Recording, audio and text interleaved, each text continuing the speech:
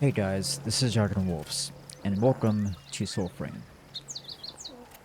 Soulframe is a game that is made by the makers of Warframe, and at the most recent TennoCon they had showed off some gameplay footage from the pre-alpha.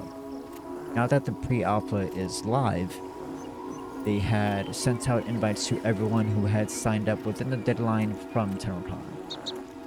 I don't know if they're still sending invites out in waves, but what I understood, if you had signed up for the pre-alpha within the time frame that TennoCon was still going, then you would have gotten an invite to the pre-alpha. Now, this is going to be my gameplay impressions from not only a gamer's perspective, from an indie game dev perspective. I have a bachelor's in game art and design, so I wanted to give sort of impression also from the games industry side of things, as someone who is newly stepping foot into the industry. With that being said, let's get into the first impressions of this game. So they throw you into this beautiful forested landscape, and the way that the lighting is, the way that the fog brings itself in, the artist really did a really good job on this, and I'm very impressed. As I move through the areas and go to combat and just explore some of the zones, you'll see how good this game looks. Even as a pre-alpha, this is a job very well done. And one quick thing, my laptop is 6 years old. The PC requirements aren't that demanding, so I can appreciate that. But this is on medium settings. I can imagine how better it should look on high settings or even ultra. Now, I'm not sure if you saw the prompt that was on the screen, but it had told me to press G, and what happened is the character snaps their fingers and it summons a bird that will act as your GPS throughout the game. I think that's a really cool animation to simply just snap your fingers and a bird just pops out and shows you where you need to go.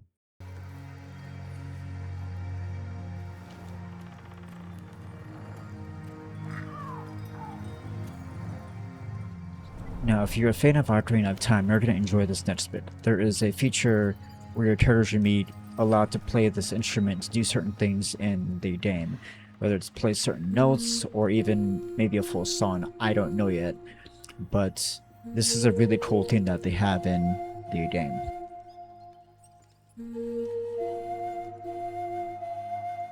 Mora's morning. You know that song. Ah! To practice.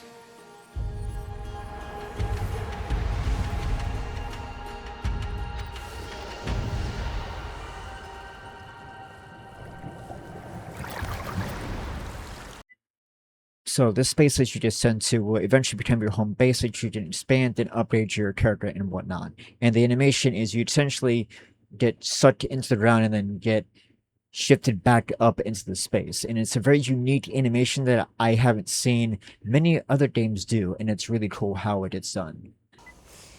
So one of the design decisions I've come to like about Soulframe is that the developers have added music to each of the classes. So when you are reviewing their abilities and such, a different snippet of music will play for each class that you're checking out.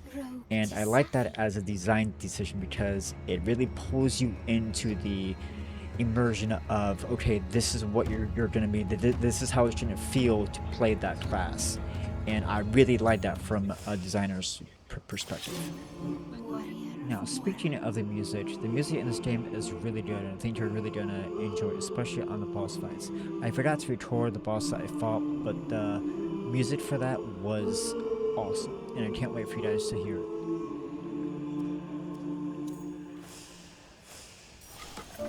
Shaman of Iridis. So one thing that I don't like about the alpha right now, and I hope that they will change that in the beta, is that you can only have one character per account. So whichever class you choose here, you are that class for the alpha. So I'm hoping that they will allow you to create more characters in the beta so you can try out all the classes. Another thing that I'm not really sure about is that, for example, with the Siren, if you switch out your bow for a sword for your main hand and weapon, if you will have different abilities then. I'm not sure how that's going to work.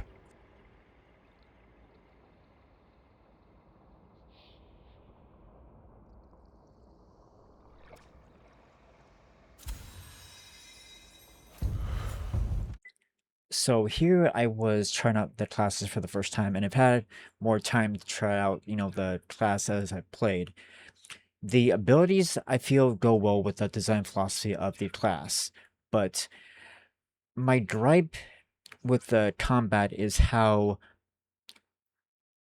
um is how generic it looks.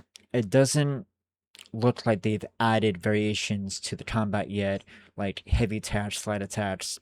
And I feel like within a fantasy game like this, there should be more variation to the attacks, so you're not just mashing the attack button and doing the same exact attack every single time.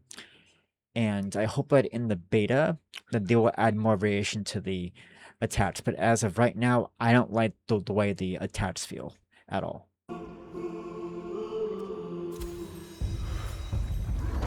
who were the bad uns before even old? Us, that's who. Blight a blue, no human hue. Oh, they'd round us up or drown us down, lest we come. Witches.